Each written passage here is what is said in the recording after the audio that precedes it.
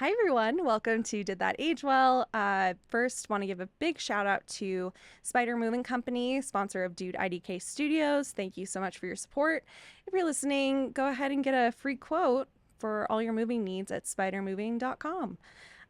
Also, today I'm so excited. It's spooky season, it's October, and we've got a couple of really cool things coming up in the Denver area if you live here. Also, some exciting announcements upcoming, even if you don't live here. But I want to give a huge shout out to Big Gay Pants. Big Gay Pants is sizes 12 and up, gender affirming styles, vintage, everything secondhand. Maddie, who runs it, is truly like one of the coolest and most stylish people that I know, and also so nice. Maddie, thank you so much for supporting the show. And if you are interested in upgrading your wardrobe for the fall, you guys, it's time to get some cute sweaters. It's time to get cozy and look good doing it. So at Chroma Denver on October 12th from 11 a.m. to 4 p.m. there's going to be a pop-up. And then there's also going to be a spooky market by Denver's Community Pop-Up Market on October 19th from 10 a.m. to 3 p.m. That's at 39th and Jackson Street. Both of these are free to attend. And now that the Big Gay Pants storefront is closed, make sure to take advantage of these in-person events. Also, even if you don't live in the Denver area, or if you do, Big Gay Pants does custom thrift boxes. I am in the process of getting my custom thrift box right now, and it is awesome. Maddie basically had me fill out this form with some of my measurements and some of the things that I'm looking for, things that I like, things that I don't. I dropped a link to my Pinterest board, and she is picking out some pieces that are perfectly curated just for me. And you can too if you want to DM Big Gay Pants on Instagram to get started. And that's also where you can find more info about the pop-ups and future pop-ups. So happy spooky season, everybody. And speaking of spooky season, today we are here to talk about Cabin in the Woods with one of my very best pals, Jimmy Winslow. Hello, hello. Hello, Molly. Hi. I love your shall we call it sand We can. shirt. Yeah, no one would call this brown unless they were crazy. Unless they were colorblind, which if you are, we're allies. Yeah. Although you can see brown. Well, Or maybe not. I don't know. maybe some people who are colorblind, they only see gray. So maybe they'd say it's a light gray. Oh. You know what I mean? Yeah. Or a dog, don't. if you would ask. Oh, a dog would. A dog would see it as light gray. That is true. But I bet they could sniff out that it's actually sand, you know? Yeah. Jimmy, how are you? I'm doing good. I can't believe it is already October. It is already October. And Insane. It is insane considering I know that this is like the least interesting thing that I could say about October, but I rode my bike over here in my shorts. And when I leave here, I'm going to be riding my bike home in my shorts thinking, oh man, should have worn pants. You know what I mean? Yeah. Yeah. It is hot though. It was. It is during the day. It's Like- cool at night. Well, Are you a fall girly? I was technically born in the fall. I do love the fall. Technically, yes. Denver fall. Yeah. Can mean hot. It can mean cold. Yeah. It's unpredictable, which I guess is exciting. Keeping us on our toes. We will very likely get our first snow at the end of this month. Yes. Well, down here at least. Mm-hmm. But, I like the leaves. Yeah. That's fun. It's good running weather. Yeah. I just can't wear, slutty little shorts anymore. Except on Halloween night. Oh, Because we will I do will anything. Be. Actually, and I will. What are you going to be for Halloween? I'm going to be a mailman.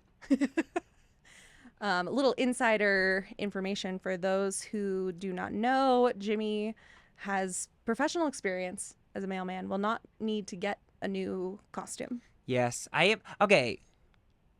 Not to bring this up, You but can. immediately doing Whatever it. it is, Yeah. bring it up. I know that Halloween is the gay holiday. Sure. I can appreciate that. And also, it is so stressful well, okay, it's because I'm a procrastinator. That's actually what the problem Yeah, is. this actually has everything to do with you. Nothing to do with Halloween. Although, okay, it is fast fashion and it's procrastination, and Oh, I that's tough. get a double whammy from that. Yeah. So I always end up throwing together costume last minute. And I know that because when you're my boy, but also because I can think off the top of my head right now of all of the costumes that I've seen you in the past like 5 years, and they're all so not really costumes is kind of what I'll say. But Yeah. with the excitement and it's sort of the energy of I'm in a full getup, but if you were to just see a photo, you'd say, looks like just a little man sitting in a living room. Yeah. I Yeah. mean, I genuinely cannot tell you what I was for Halloween in the last 5 years, except Alexis Rose Mm-hmm. from Schitt's Creek, famously. Okay, that was actually pretty good, but that was also kind of a last minute, right? Yeah. Yeah. And it's like literally the only time I think since I was a literal child, been like, this is what I'm going to be. I'm Mm-hmm. going to do this outfit on purpose to be Yeah. this character. So this year is going to be different Yeah. because you told me weeks ago that you were going to be a mailman for Halloween. Yeah. I decided very far in advance. You decided the first day that you signed up at USPS for a job, you said, I've got a Halloween costume for Ever. ever. Yeah. Like, you will be seeing me as a mailman every year for the rest of my life, potentially. Absolutely. I love that. And that's okay. And you know what? That is okay. People love a mailman. Look. And we know that from when you went viral on TikTok. One time? That Yeah. one time. Yeah. Yeah. I was just talking to someone about that the other day. They were like, oh, because of course, famously, I have also gone viral on TikTok one time.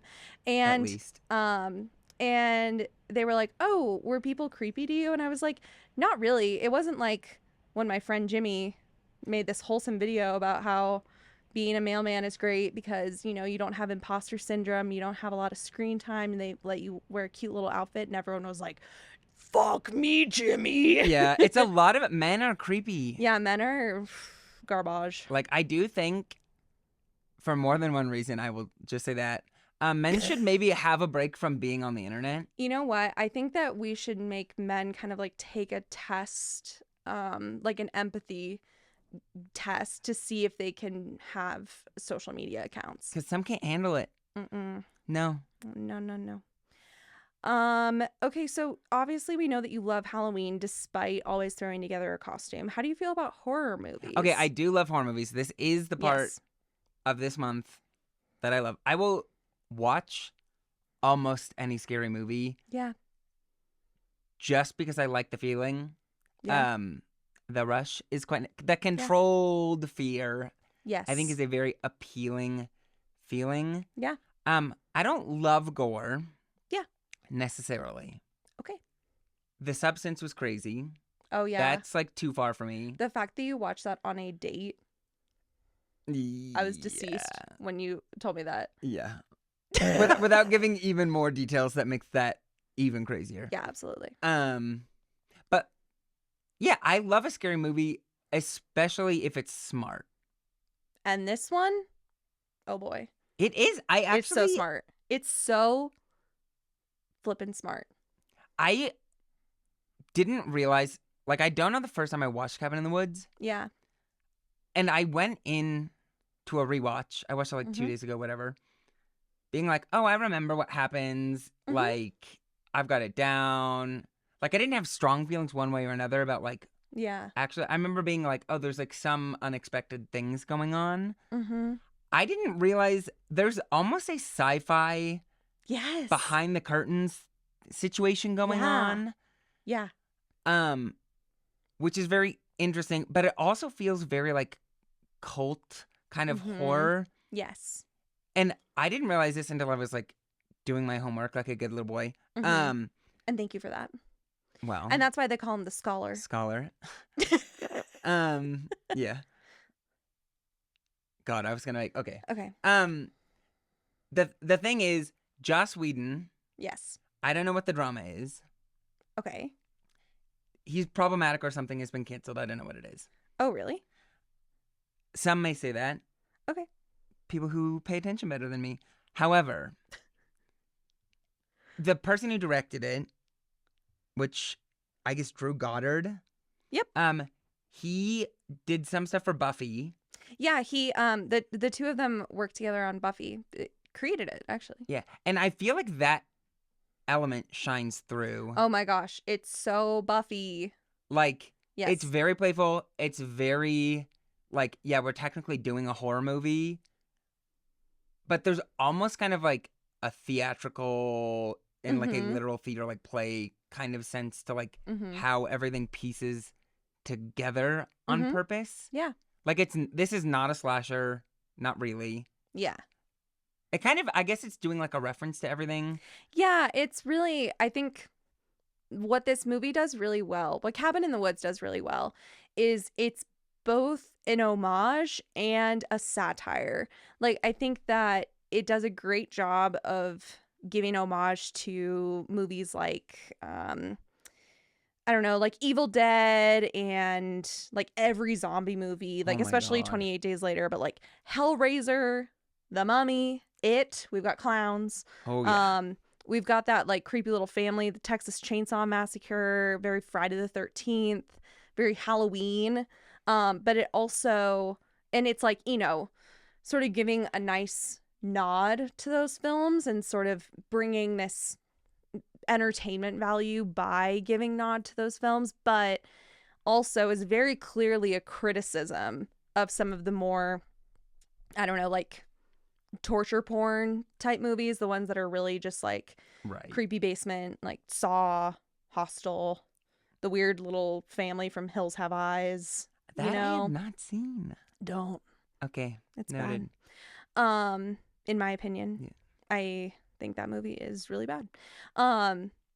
So yeah, movies like that were like especially punishing to women, like during the like mid aughts was when those types of movies started to become really popular, and a lot of the more classic slashers and what I would consider to be more entertaining horror films were not really on the scene as much. So I think that they did a good job of like bringing in those elements that are really entertaining and giving this, I don't know, this like revitalization to the genre while also being like, isn't it silly? We're kind of making fun of ourselves and directly criticizing these like torture porn movies. You know what I mean? Well, and then there's like kind of that weird element too, because the movie's so self-aware with all the references, that you end up with this thing, like, I think the sci-fi thing, like the background of all the guys in the suits, watching them almost like they're the audience watching the same movie we are. Yeah. Obviously, they're in it, especially at the end, in a very different way.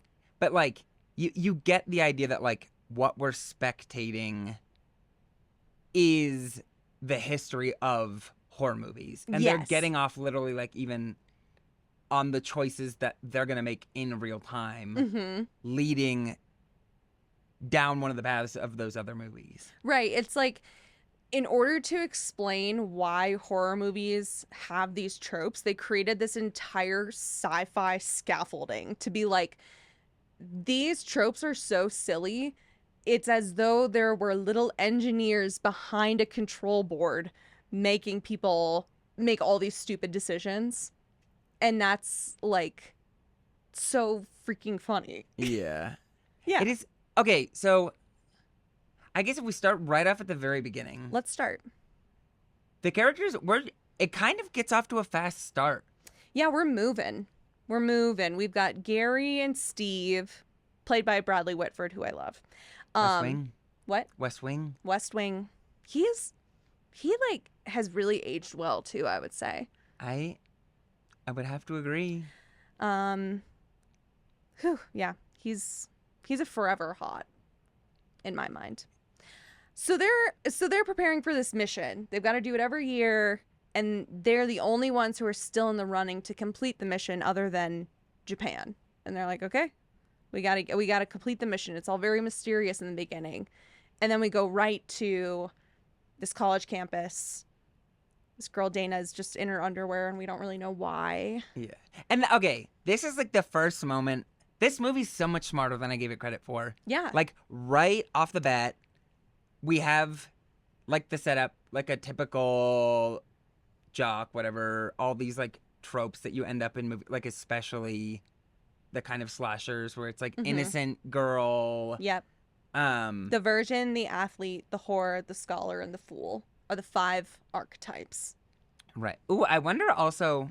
Oh no, I was gonna say if the order that we see them in is also like the order that like events play out with it, but it's not. That's not. But we do get this weird thing where once you see the movie and you see the like which ones are assigned to which roles, you can very easily see how quickly it's proven false that any one of them can fit in any one of those categories. Yes, like they need to make the whore a whore by being like, oh, we're gonna pump this room with pheromones so that she takes off her clothes. Right. And the virgin isn't actually a virgin. Right. They make the jock kind of dumb by like pumping the air full of gas.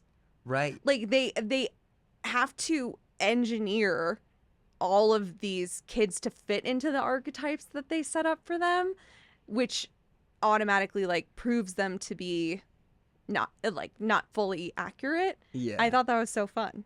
There is also like a weird kind of strange, I don't know if it's a plot hole or if it's like kind of the point to make fun of the mythology of it too, but yeah, the whole premise of the movie being there's some kind of like supernatural rule about like fundamental components of a person that have to be like sacrificed. Yeah.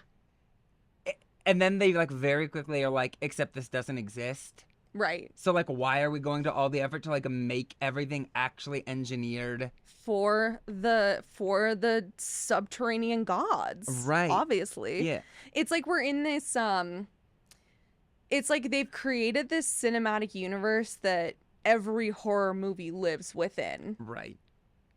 And that's so fun. Also, I did realize too, it's almost giving Breakfast Club.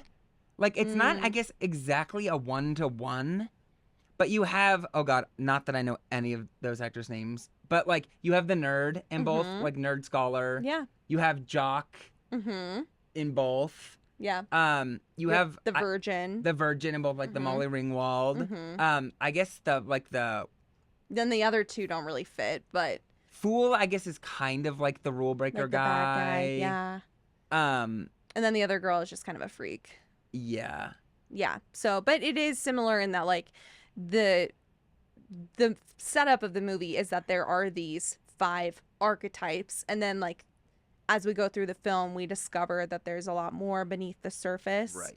But in order to make the structure work, whether that structure is high school social systems, whether that structure is like horror movie, we have to put people into these categories that may not fully capture who they are. Right. Well, and like so the virgin's in her underwear in the first scene, talking about how she has been sleeping with her teacher. Oh, yeah, I forgot that. So we're saying, hi, virgin. Yeah. Like hot in your underwear, talking about sleeping with your married professor, whatever. That's right. And then the whore is sorry to this girl. Just a girl with short Hollister shorts. Right, but then we immediately like find out she's like pre-med or something. Yeah. So it's like, okay, she's just a whore because she's, I guess, dyed her hair blonde. Right. And is hot. Yeah. So like, oh, I guess that's how you're settled. But then we get Chris Hemsworth. And he's supposed to be like the jock, whatever, right? But he throws a football, misses, goes right out of the window into the scholar's hands. Right. Like. And the fool, the smartest of them all. Yeah. Yeah. So you like immediately set up all of these stereotypes, immediately break all of them. Yes. Like they are not messing around with the timeline. Yeah.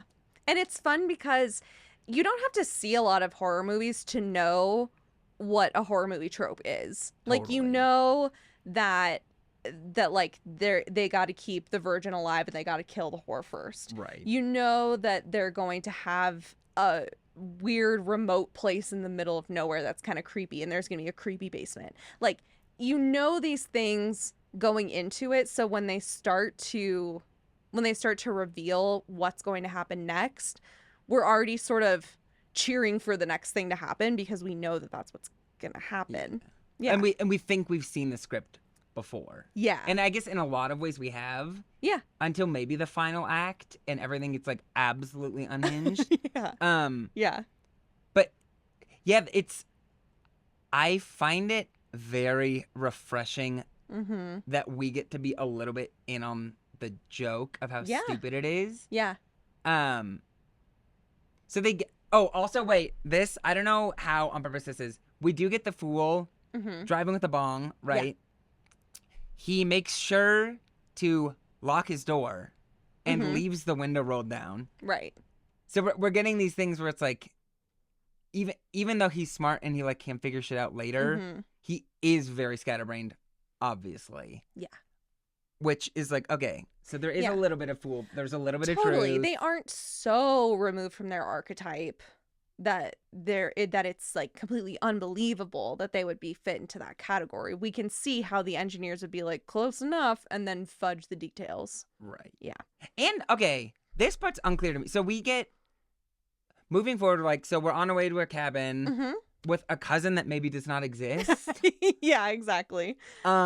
Which like, okay, I'll forgive that because like we're moving. Again, it's like we're living in this horror movie cinematic universe where it doesn't matter if the cousin is real or not. Right. You know? It just seems they really go out of their way, like the puppeteers, to really mess with these kids' lives way in advance. Yeah. Like, well, because this is an annual sacrifice. They had all year to prepare. Totally. It's a Christmas. This is like Santa. This is Santa. Yeah. And all the little elves. Exactly. So we get like this, even like the guy at the gas station. Yeah. Right? We see like this like Confederate flag in so the funny like... when he says I was in the war and he says which war? Yeah. Brother fighting brother, blue versus gray so maybe. Funny. Yeah, it's like okay, old joke. Like that was really funny. Fool's a little sharp. Yeah, he's sharp. And very defensive of the girls, which like actually is a through line that stays the whole time. Thank God. Yeah. He's like actually doing the Lord's work, frankly. Frankly. Ironically. I loved him. He was my favorite. I think he's supposed to be our favorite, right? Probably. Yeah. I mean, he's almost the like hero. Us, the viewer. Yeah. But even the part about the gas station thing that I like too is right after they leave, so like they're getting gas, whatever, the foreshadowing's of course off the rails the whole time. Of course. He's like, you have enough gas to get there and not to leave. And they're just like, okay. Sounds fine to me. Right. But then he also calls in to like whatever I don't know what we want to call this organization. We can call it the facility. The facility. I think that's what they call it. Okay. Yeah. So like he calls into the facility and even he's doing a character. Yeah, that was so funny. And they're like roasting him. Yeah. Even though he comes across as very scary. Yeah. Like that's, of all of the things in this movie that are actually scary in real life, people like that are the real threat that could actually exist. Oh, yeah. And then you find out he's like doing a play, basically. He's like saying his lines. He's an actor. Yeah, which is a bit weird. He's kind of method, you could say, because he can't really drop the act even when he's talking to the engineers. But it is an act. Totally. Yeah. Yeah. Yeah. Okay, so then we see the force field, more foreshadowing. The hawk flies into it. Yep. Like we're really getting sci-fi and foreshadowing really leading up to it. Oh, yeah.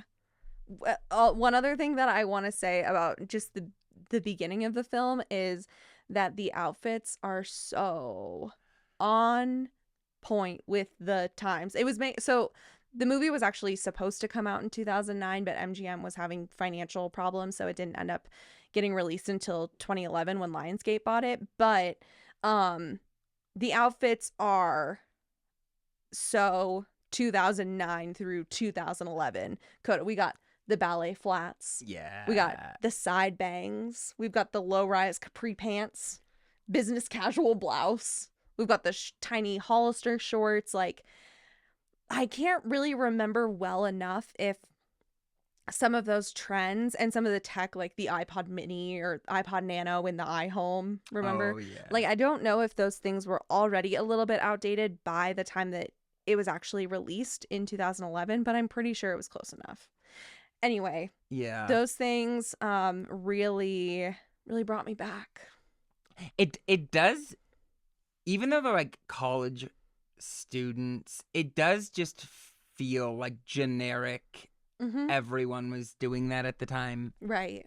Like it's a little before our time, I guess, in Yeah, terms of college, but because we were in high school. right. Yeah. But yeah, they felt completely relatable Yeah, as a totally. viewer. Those clothes, I would have that would have been my outfit, kind of a blouse, low rise capri pants, I ballet mean, flats, side bangs. the pictures of you from Mortified, I know. not that far Not off. that far off. We all remember the side bangs. Mm-hmm. We do. And okay, wait. The thing about glasses. Let's talk about it. So we put Oh my gosh, what's his name? This is why I have to take notes. Jesse Williams. So Oh, yeah. Holden. Whew, hottie. He's so hot, and it's like, of course, he's gonna be hot and a scholar, Duh. right? Because they're And all going to be athletic. hot. Yeah. Yeah. But I like how they're like, oh, we have to put him in glasses, like Mhm. maybe so he's not like too hot. They have to put him in glasses so that they're like, oh, yeah, that's why he's the scholar. Yeah, I'm like, Which is the other part okay. that it's so funny. It's so on purpose that they're like, Right. we're going to take this guy who's just kind of conventional beefcake. We're going to put him in glasses, call him a scholar. Yeah, and then we get Yeah. like, so Chris Hemsworth, I guess, so when it comes out, he would have been in Thor, Yeah. but he would have filmed this, I guess, before. So we get kind of like a fresh, but he's a little bit younger, Yeah. skinnier, Yeah. but they're still like, okay, we're putting you in the Letterman jacket. Mm-hmm. He's kind of the authority figure in the group, almost, like maybe just by nature of like, I think that it's like because they forgot to give him some of the dumbed down gas for a little bit. Remember when he's like, we all have to stay together. right. And then they're like, no, no, no, no. Yeah. Also, the technology, it's so wild to me. Like the mix of the magic and the technology at the same time, but like Mhm. the fact they have like a chemistry team, Yeah. a demolition team or whatever, Yeah. like all of these like very, very elite like technology that we still Mhm. right now Yeah. probably don't have. Hopefully not. Well, Well, not that we know of. But Yikes. they really do turn on like the even you find out like the blonde hair dye, I guess. yeah, is what's Was making her treated- dumb. Yeah, which love that. So funny. Were dumb blonde jokes still Yes. okay? Yeah, at the Yes. time, Oh yeah. very much Very much in the so. zeitgeist. Yeah. Okay, so wait, they get to the cabin. We're immediately doing like the Airbnb thing where everyone's like, "Oh, I want my room," Yeah. and it's immediately creepy. Of course. I don't know how they're not seeing what we are seeing. Again, because they are being engineered to fit into this premise that's like that a normal person would never be like, oh yeah, this seems totally normal and good. Yeah, it's Yeah. like we get the painting is first scary thing to me, Yeah. and then we get like the weird, almost like the feeling that like Barbarian had too, Yeah. where it's like it doesn't feel like we're the only ones in this house. Yes. We're not alone in this house. Right. And then I think even okay, so we get whatever, like the little moment with the see-through, Oh, the two-way mirror. yeah, Mm-hmm. Mm-hmm. which I guess is like the point there is what like he's a good guy. Holden's like, I could look at her naked, I could look at the virgin. Yeah, that part, that's like really one of the only parts that like doesn't make sense to me because it's not like the two-way mirror was there to show that this house was used for torture. That was in the basement. They had Right. the like the dark room or whatever. This two-way mirror thing was just to establish that these characters are like, I don't know, that they're interested in each other, that they're like sexually attracted to each other, but also they're not going to like look at each other naked without their consent. I don't know. That whole thing, like, I didn't understand why it was there, even like both from a perspective of the engineers and also from the perspective of like the filmmakers, like the meta commentary. I'm like, why is there a two-way mirror? Yeah. What does this mean? I do wonder if they were trying to establish some kind of like necessity for the sacrifices to be like moral, or like maybe they were supposed to not be. Maybe. So it's supposed to be like if they deserve it, we don't like feel bad for them if they're interesting. like shitty people or something. Right. But I will say, actually, the one funny moment is, okay, we find out it's a two-way mirror. Okay. She's about to be naked. Yes. He says, no, let's swap rooms. What does he immediately do? Get in Takes front off of the his mirror, clothes. takes off his... Look, I mean, if you looked like that, wouldn't you be taking off your clothes? I mean, I do it anyway. You'd say, look through this mirror. Yeah, but that, it's Take like... it all in. Yeah, it's like, okay, so we're just showing each other our naked bodies, knowing that that's what we're doing now. Oh, for sure. Like, okay. Okay. Yeah. And then the lake is kind of a weird element. I guess it's a little bit of like we're going to come back to this later in like a horror trope kind of a setup way. Totally. Water's like very mysterious, dark, creepy. I guess Yeah. we get the payoff for them not wanting to get in the water earlier. Mm-hmm. And then she ends up in the water when she almost dies. And then that guy gets killed by Merman. That was funny. Yeah. Does he bet on him? That thing's gross. That was really Yeah. gross. Wait, okay. There's something I was just gonna say when we were talking about the lake. Dang it. Ugh, Jimmy. Well, it'll come back to you. It will come back to me. I will- I know one thing's for sure is that it's gonna come back to me. It will. It's all coming back to me. Oh my god, I remember what I was gonna say. It actually had nothing to do with the lake. Oh my god. Okay, so we were set up with this premise of the 5 archetypes, right? And they have to die in a certain order. What does that mean for the Japanese school children? Remember, that entire setup in Japan was just like school children. Yeah, I don't know that they fully make that clear. That was one part that, you know, even in the universe of this movie, I was like, wait, but Why are they this- all like if we like- have to be the tropes? yeah, if it has to be the tropes in order to satisfy the gods, then Yeah. what are you gonna say, that this 8-year-old is a Or, whore? yeah, I know. Excuse me? I mean, did you see her hair? No.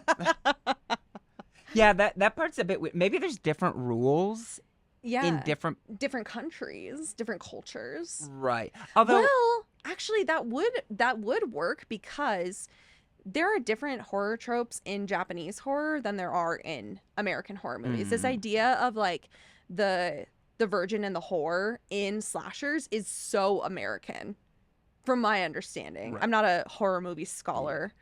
Professor Andy is listening to this and he's saying, no, it actually originated in this country in this year, blah, blah, blah.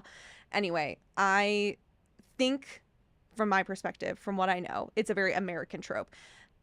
Japanese horror movies are incredible and also don't really follow the same conventions as American horror movies. To that point, I do think one of the biggest things the film's trying to say is that America, our culture is set up in this way that is very like commoditized. Mhm. Like, I don't know if they're meant to say like we're stealing stuff from other cultures too, like with all the monsters we have, because some of those feel like Japanese horror tropes, like in the actual monster selection. Oh, yeah.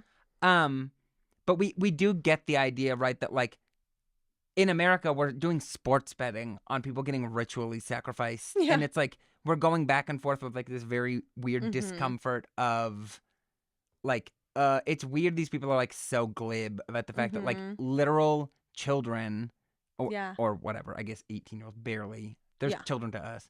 Yeah. They're getting killed Right. and it's like But- casual and Yeah. like a sport kind of set, and like in Right. Japan that's like not how it goes. Right.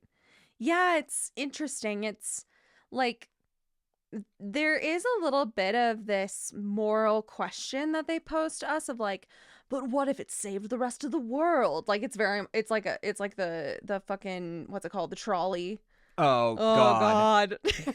Actually, yeah. Yeah, I it's mean, very much the trolley, and it's sort of like, oh my God, when we get Sigourney Weaver, God bless.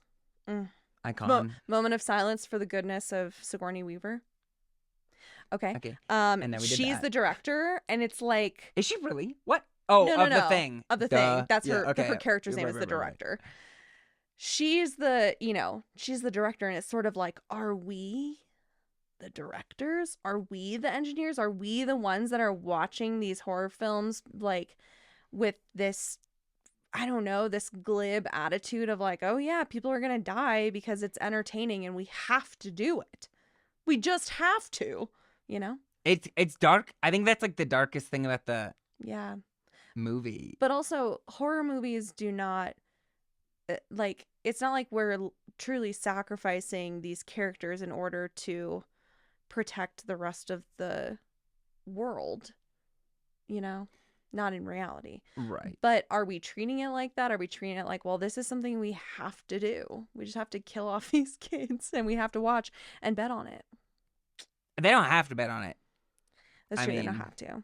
They're not Zac Efron. Bet on it. Oh, Okay. yeah. God, I cannot. I'm not singing on a microphone. Don't make You me could. sing. Don't No. make me sing. He said it's musical theater time. Yeah. Okay. I will say, so after Lake, Okay. lakes are spooky to me. I do not like water content. In a movie. Well, yeah. Do you like to swim in a lake And normally? yes, but part of my brain does look out for the merman Totally. at all times. Yes, yes, yes. Um, Remember when he's like, oh, yeah, like the fish are going to get you, or like there's no fish. Oh, Right.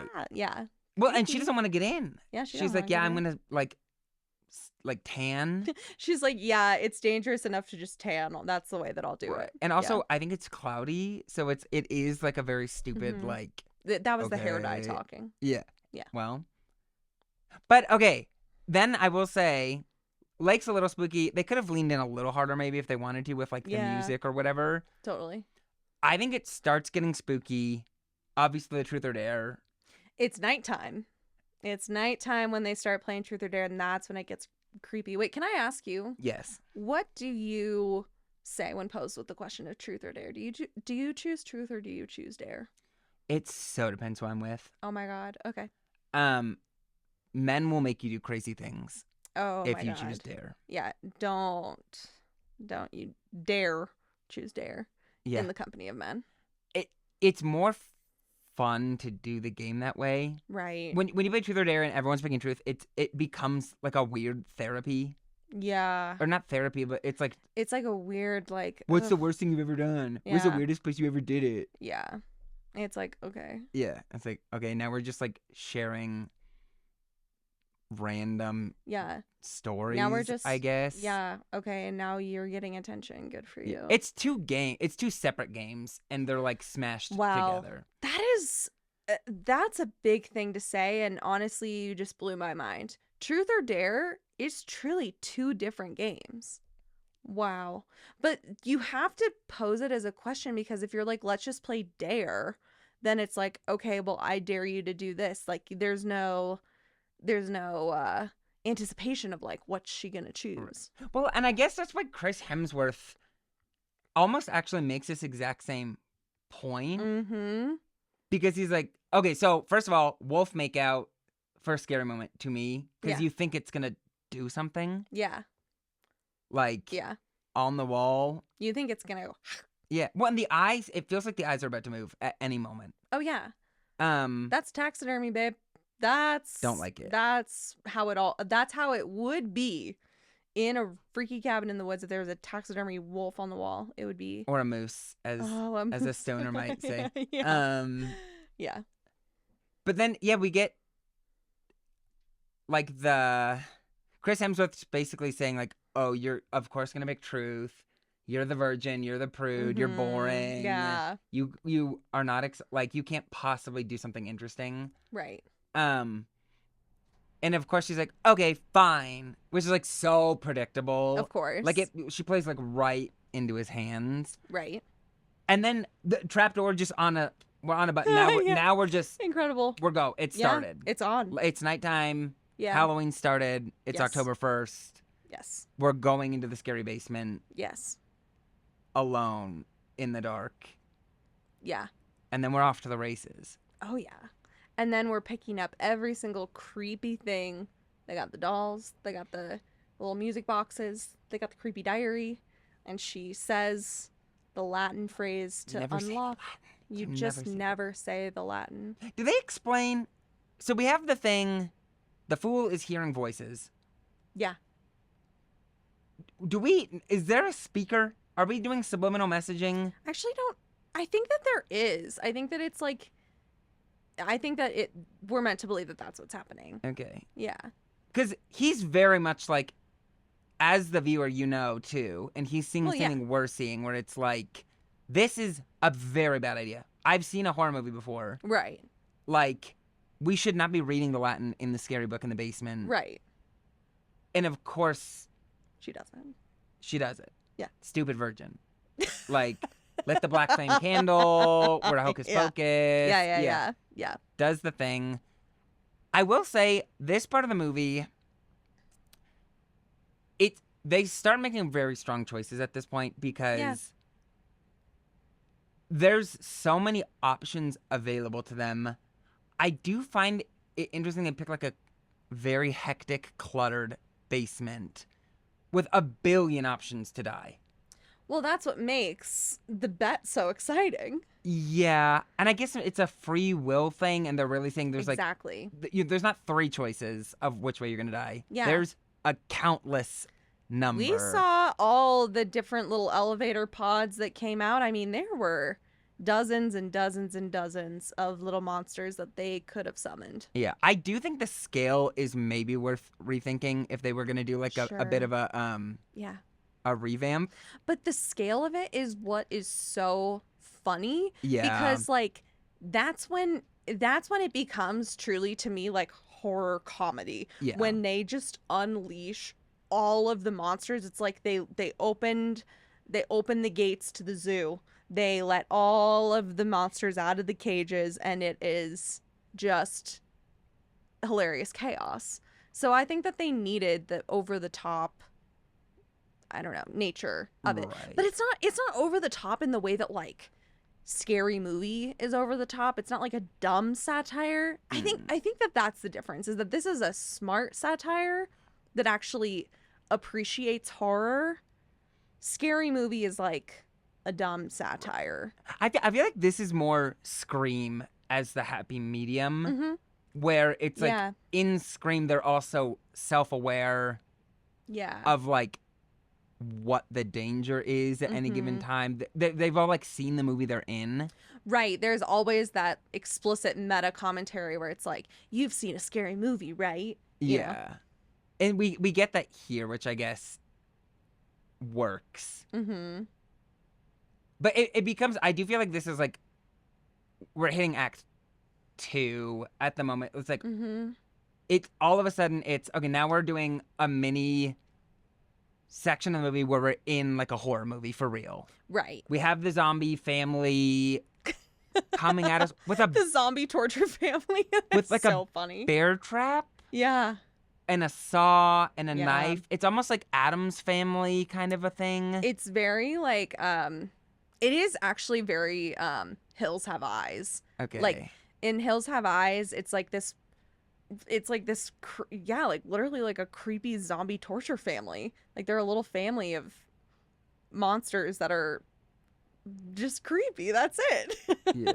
And then there's also the weird element too that like breaks, like the fact that the zombies are a supernatural threat and they're coming out of a bunker in like a highly engineered combat. It's almost like we've like seen the characters but get put into like a giant snow globe. Yeah.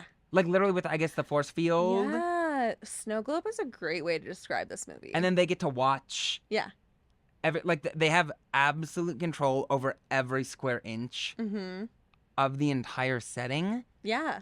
It made me kind of like, I thought it was so cathartic when they let all of the monsters out of their little pods, because it's like, you know, a monster in a pod that doesn't get to do any killing. What a lonely little life, you know? And you almost get not to jump forward. There's the You one. can. So Chris Hemsworth almost picks whatever that little ball puzzle is. Oh yeah, the Hellraiser thing, like the little Yeah. puzzle. Yeah. And that guy does seem sad, genuinely. Yeah. Sad pinhead guy. Right. He's like so bummed that they didn't pick him. He's like, oh man. Yeah. But it also seems like he's like one of the ones that's like doesn't feel interested in like doing like a lot of them are animals. Right. I guess the family's like Zombies. yeah, and they're in on the wanting to kill actively. Mhm. Like I think that like all of the creatures it's like in their nature to kill. It doesn't matter which one they pick, the outcome's going to be the same. And I think that's another commentary on like, you know, horror movies is that like it doesn't matter what the monster is.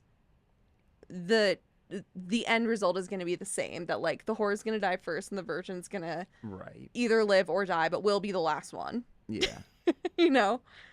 Although I do like they mess with the recipe too. Like again, they're trying to subvert the expectation where like the whore and the jock, the athlete, are like out in the woods. Yeah. And he's like, oh, let's do it. And she's like, no, we're like kind of in public. It's right. gross. She's like, I'm chilly. And then they, again, because she's not actually a whore, right. They have to like turn the temperature up, release these pheromones that make her feel like, I don't know. They like make them horny and fuck with the temperature. Right. And I also just want to say for the listener that we don't actually call people whores except in love and in jest. Right. Whore is We are the speaking hugest compliment. a huge compliment always. Every time. In this context, we're simply working with the names and labels that they have given us. Yeah. So and I'll if just you say if that. you dye your hair blonde, you're asking for it, frankly. Oh my God, that's so true. I've always said that. And you've always said that to me. Yeah. Yeah. Anyone who dyes their hair. Yeah. And not even just blonde. Honestly, at all. Really any color is They're really saying just, come get it, boys. yeah. Or whoever. Or Yeah. And thank In you this for saying case. that. In this case, she's saying come get Boy. it, Chris. Yeah. Again, it's so funny because like even for in 2009 standards, any woman was a whore if she dared to like show a little leg. Or belly button, God forbid. Oh, God forbid. But this is a girl who is in a monogamous relationship. She's not sleeping around. No, She's not loves him. They are in love. Like, Yeah.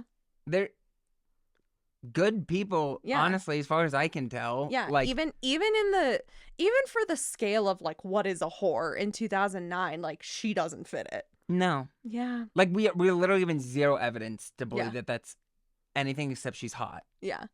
That's it. That's it. Which is crazy. Tiny Hollister shorts. And it is, like, I do, honestly, it is sad to me when she dies first. Oh my God, me too. Because she doesn't want to be out in the woods. It's I like completely her his the fault. most. Like, it's a typical thing where she's like, I don't want to do this. I Yeah. don't want to be out here. And he's like, Yeah. come on. I know. Come on, we have to have sex on this, like, nasty, mossy, Oh yeah, that was another thing bug-covered, is that like gross. they say to her, they're like, oh, like maybe you should go lay down, or like, do you want to go lay down? Like the other characters know that she's drunk and that her boyfriend is like going to take her outside to go have sex. That was like, oof, Ooh, yeah. tough. That was tough. Right. Yeah. But that's, Yeah. Now we're escalating. Yes. She's We're wrecked. off to the races. Immediately wrecked. Yeah. Chris Hemsworth, I mean, I guess he's a little shocked she's dead. Not crying. Well, he's fighting for his goddamn life. Yeah, trying to Yeah. piece it together. And then, I mean, this whole next section really is just literally like It's the slashing. survive. Yeah, it's the slashing. This part is it's entertaining. It's the slasher we came here for. It's everything is so like over the top and honestly really well acted. I thought the performances were great. Like great directing, great performances.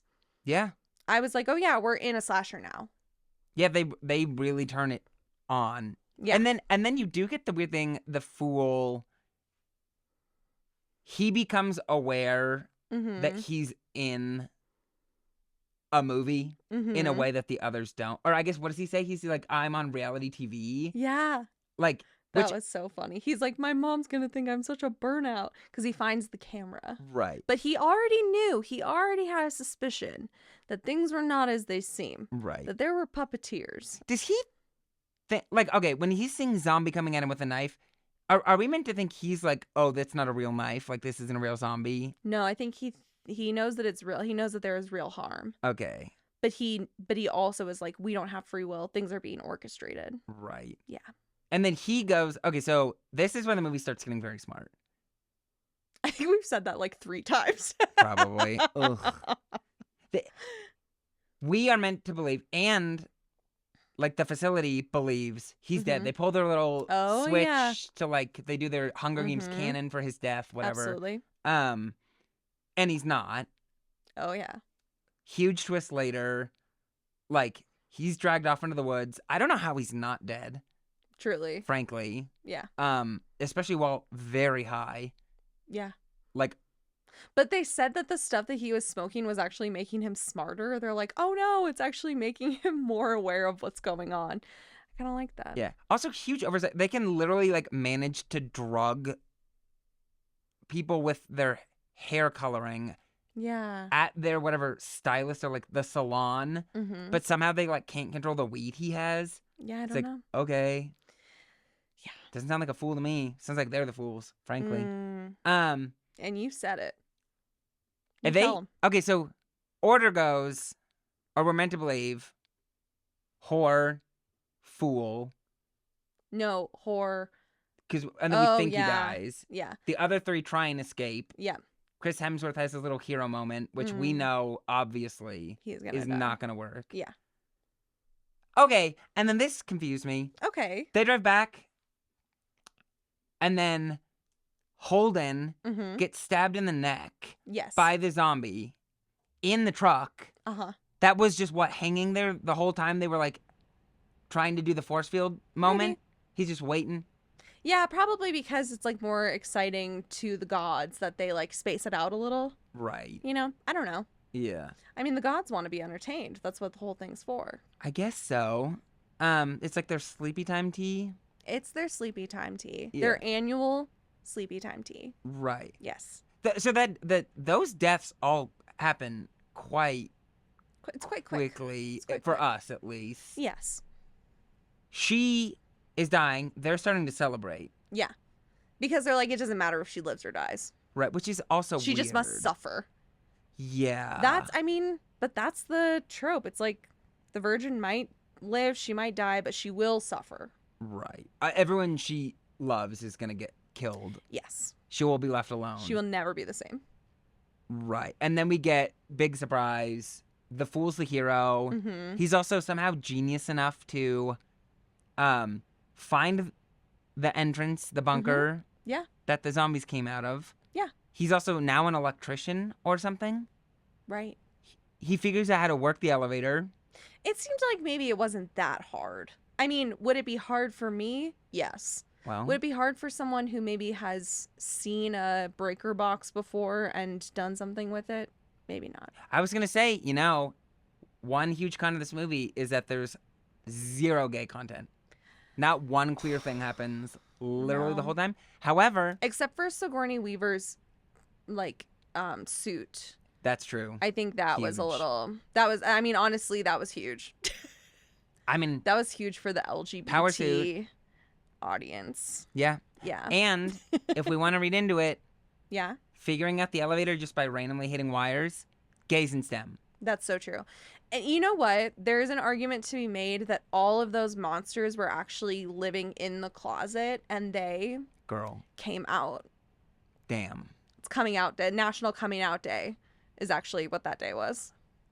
And they did it. And And there was they blood. did it. Heads will roll. So actually, I think, yeah, it actually was pretty gay.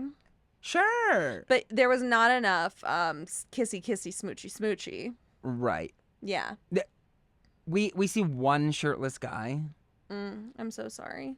Although I guess we get some whore tits, That's true. and the men Yeah, really. that was icky. That was icky because it was sort of like, I don't know. It was played as though, like, yeah, they're the bad guys, and the other ones that are like, don't just try and get her to take her top off are the good ones. But it's like, they're bad too because they're all complicit in this scheme. But at the same time, it's like, well, are they all bad or are they just doing their job?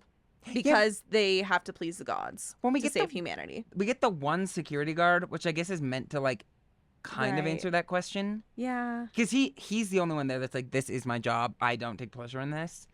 Everyone else is kind of like Yeah. into it. But it's like, okay, but you're still there. Like, it doesn't Right. really matter that much whether you're taking. It doesn't matter to the people who are being killed whether or not you take pleasure in it. You're still, like, it doesn't matter that to them whether you're placing a bet. The outcome is going to be the same for them. So, why are you so much better than everyone else? You Yeah. know? Which I guess gets to the whole point. The fool and the virgin, Uh huh. they're going to stick it to the man. It's a huge F you for putting us through this. Yeah. Let the monsters out.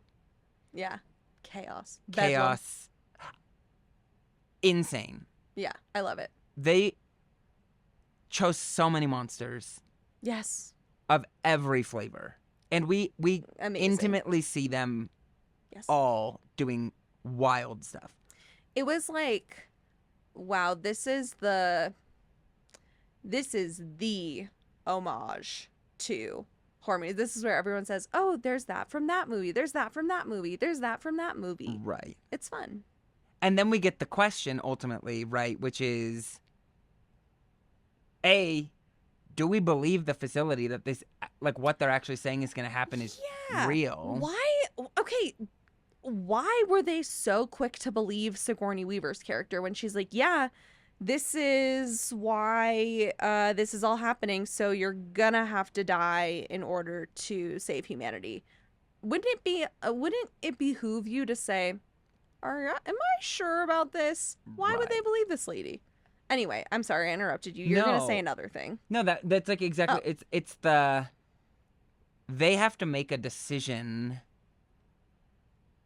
of whether or not, like, it is, like, kind of like the security guard is, right? Mhm. It's like, is he actually better than them for being there? Right. And if you believe the assumption, the premise is true, Mm-hmm. that literally every human being on Earth will die Right. if this doesn't happen, Mhm.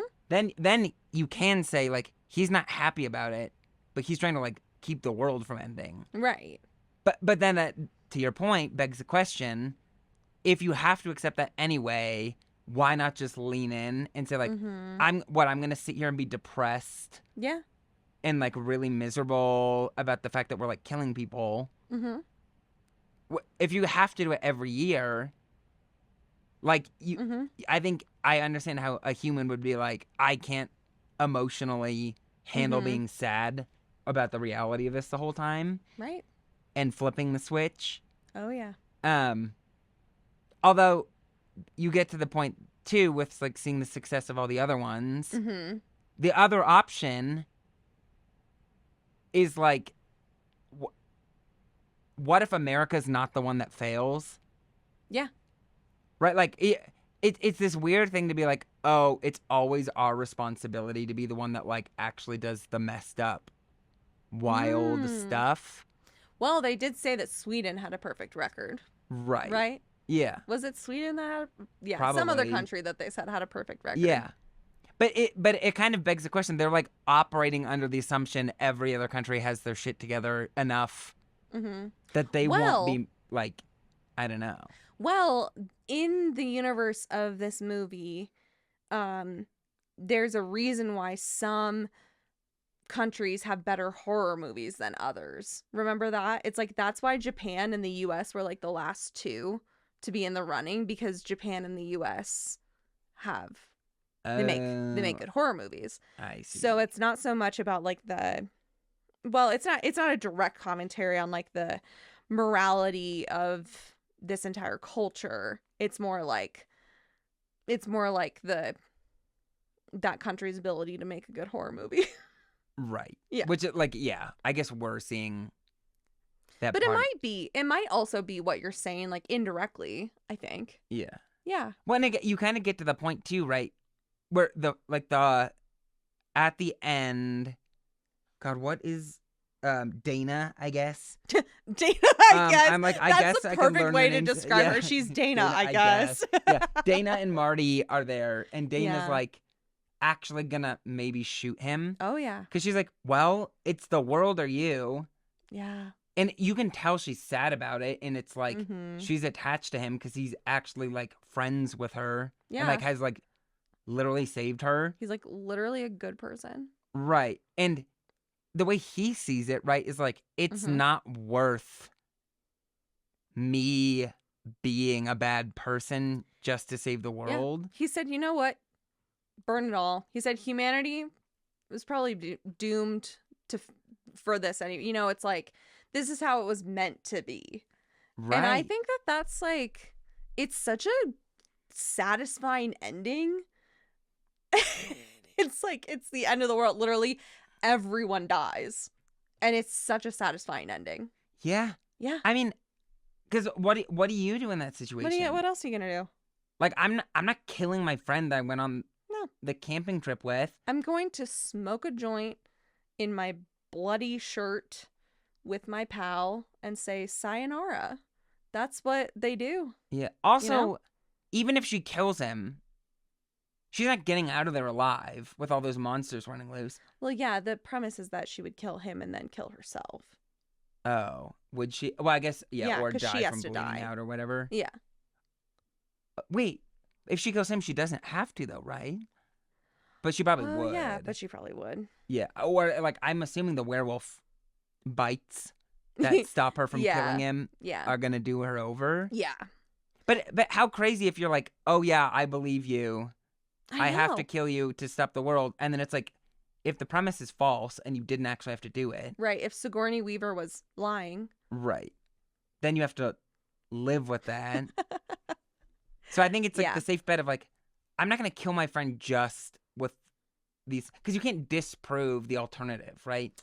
That's true. You can't disprove it till the sun comes up. Yeah. Just like Yeah. if you don't kill him, the only way to find out if it's real Just to wait.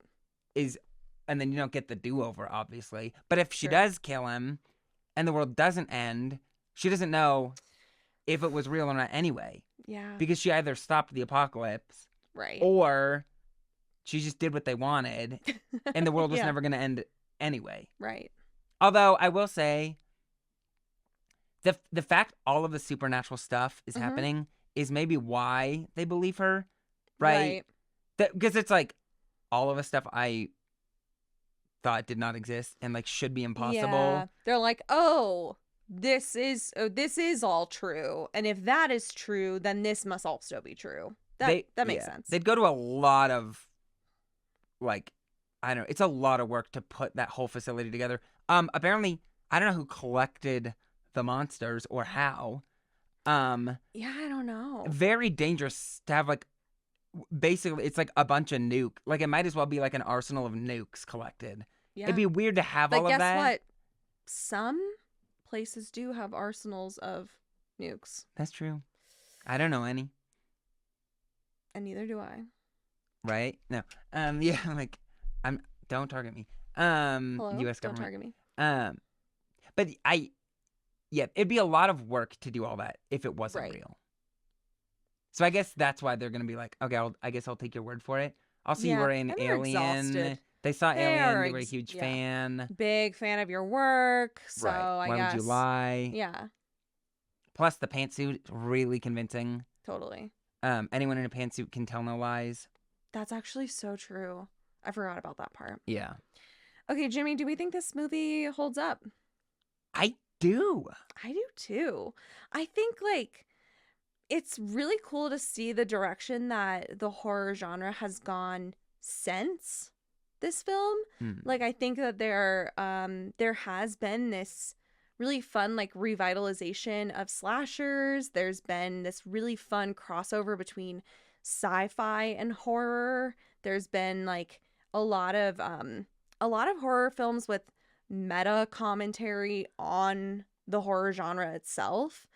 I just, it's not like the dumb torture porn movies have totally gone away, but they don't have the same, from my perspective, they don't have the same, um, no pun intended, chokehold that they did, that they did on our culture compared to what, like 2007, 2008 ish. Yeah. So I don't know. I just think like it holds up because it's really smart. Like the CGI is not good, but it doesn't really matter. It was good at the time. Right. But it wasn't important for it to be good. Wasn't important for it to be good. Like if it's not perfect, then it's like, oh, we meant that on purpose, so it is a commentary on how bad CGI can be or whatever in a horror movie. Totally. Yeah. So do you think other movies actually were influenced by, like, I haven't thought about it at all, like if anything is like referenced this or like changed because of it? I'd buy it if someone told me, but it's hard for me to think of like a specific Easter egg that I've seen in other movies. I'm sure that like other people who are better versed in horror could call me out on that, but I think that it's more like we've gone so far on like the commentary on the commentary on the commentary that's I don't know. I think it's a part of culture beyond just horror too, that there's like always a commentary on a commentary on a commentary. Right. And I think like I don't know, I do think it holds up. It feels like a very nice way to put a button on horror movies up until that point. Yeah. Even if nothing directly comes from, like, if they made a sequel or something, right, it'd be very weird. Yeah, like they can't. Yeah. Yeah. But yeah, there's nothing about it that like actually is problematic feeling. Nothing I clocked is like actually like, I guess if you really want to go crazy digging for something, it's like the fact that, like you were saying earlier, like the Chris Hemsworth character, like the jock, is like very aggressively trying to be like, but that, like, even that is like meant to be pointing out that trope, right? Of men doing that. Yes, and also like his sexual aggression is engineered by the people at the facility, right? Yeah, or at least I think it's supposed to be. Yeah, so, yeah, I think a kind of a rare find of a movie that has like nothing. Yeah, and even that's like not even the construction of the movie itself. Right. They did say at some point there was one word. What was it? Celebutard. Oh. I think that probably didn't age well. Yeah. It's also just a clunky word. Yeah. I'm not enticed to want to say it anyway. Yeah, so we'll just kind of leave it in 2011. Yeah. Okay, cool. Who do they say that at? I can't remember. That's all I wrote down was celebutard. Celebritard. And I believe you. And I'm so sorry for Repeatedly saying it. saying it. Oh my god. Okay, speaking of things aging well, have you seen, Jimmy, this TikTok of there's like this artist, this little maker who creates a create your own carabiner kit. Are you familiar with this? Okay. Oh god, you must send it to me. Okay, so there is there's this like sweet little gay creator who's like, I have this I don't know, like I don't actually understand the mechanisms of it, but it's a build your own no I saw carabiner. Yeah, we can't, some words we can't shorten. And she like goes into, I mean, she is like so amped on it, like just sweet, blissful, like just elated about this new trick up her sleeve. Right. And and she means it very genuinely, has no idea she's saying something literally problematic. has no idea. Her apology video is No, no, she had to honestly, make one. it's so earnest, Jimmy. But that's the thing is, that's She's why like, it's not a problem. I woke up and I didn't know, and like, I'm so sorry. Like, I was like so excited, but you know, obviously, you know, minus the slur. Like, Minus the slur. oh my god, it's Other than the slur I've been saying. shout out to Miriam Moreno, who made me aware of this TikTok. I gotta say, the comment section is everything. The entire comment section is just Mexican people saying LOL, LOL, LOL. She has no idea. She has no idea. But that's the thing is, like, she obviously is not saying that word ever as a slur because she doesn't know. I know, poor thing. I mean, like, people who are problematic know the word they're saying is a problem. This like sweet, naive person. Her having to do an apology video is like, I guess, fine. You know, I'm glad that she did it. Like, she was like, I had no idea, and I am so sorry. And like, yeah, I'm just like, I'm really sorry. I guess she has to do it just to explain why she stopped saying it all of a sudden. Like, it would be weird if she went from saying it all the time in every video to just like never again with no explanation. Yeah. If it were me, I would have also made an apology video. Yeah. But a lot of people saw the apology video before the original because the apology video like took off. Right. And then they went back and found it's so funny. I was laughing myself to sleep last night. I was watching it like in bed right before I went to sleep. It's so funny. I will be looking it up. Okay, so look it up. Gosh, why did I bring that up? Well, because celebutard. Oh yeah, I was like, there's some words that we need to leave in the past, and I was like, oh yeah. Do you want to say it again, or do you want to like just say it one more time? Yeah, just for like hey, the road. what's a way to say a short word for carabiner? A cara. Yeah. Yeah. Okay, Jamie, I have a final game for us. We're gonna run through this. Okay, so listener, if you've heard Jimmy on this podcast before, you may be familiar with a game called Gay Enough. This is a game that comes from an inside joke about things simply being gay enough. And that's all the context that you're going to get, but this will be fun for both of us. Okay, so the question is it gay enough? We're doing a movie franchise edition. Oh, okay. Is the Marvel Cinematic Universe gay enough? Ooh, this is crazy. There's hot people in it. And that's so true.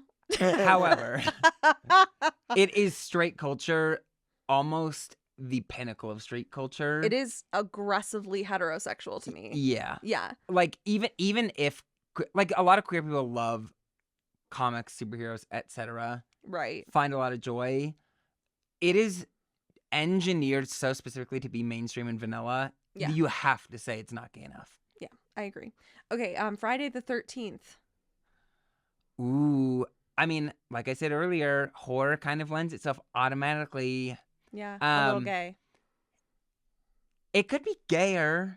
It always can be. And that's kind of the premise. That's kind of the premise, is that it always can be. You know, I think that Friday the 13th really set us up well for the real life Friday the 13th pop-up tattoo flash sales, which are very gay.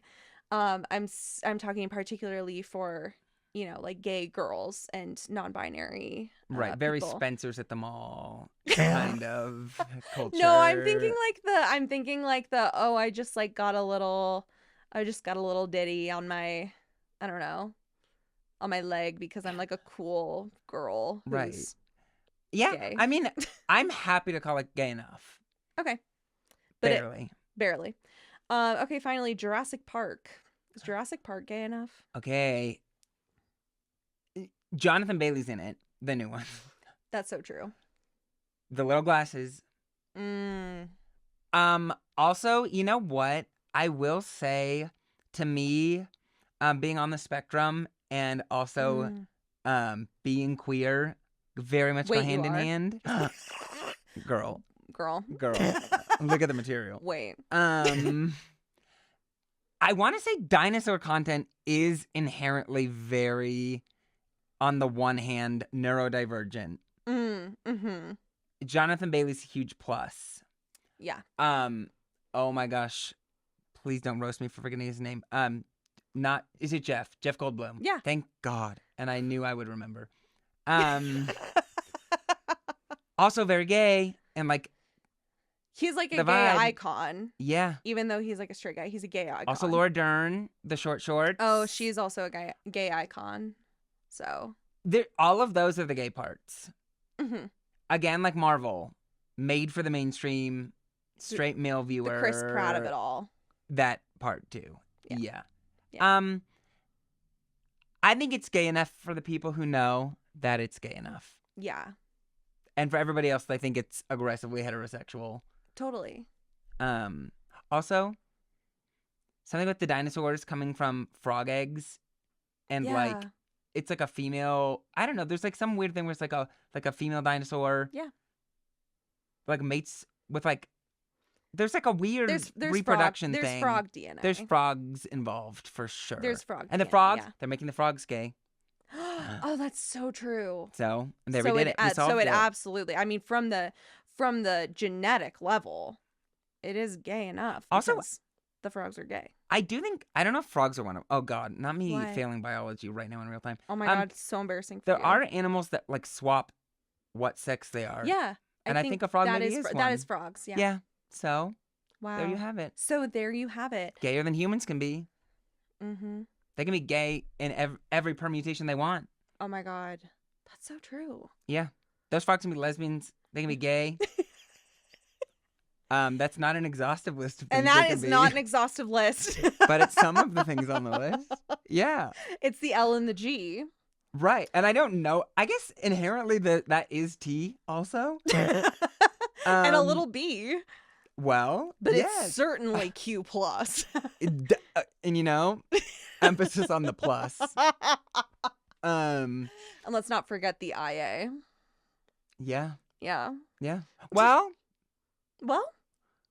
we'll include them anyway. You know I what? think by definition they do be fucking. They do. I don't know. I love you, sisters. Yes. And brothers and pals. However, frogs do be fucking. Yeah. So I don't know if that's your culture. Yeah. But we don't want to single you out because No. we know that we're doing that, you know. Now that I've already singled you out, let me see how much I Not to didn't single you want out, to. but oh God, we're 17 minutes over what I aimed for us to be at. Jimmy, it's all my fault. No, it's definitely mine. Okay, thanks. It's ours. I was fishing for that. Yeah. Listener, thank you so much for being here.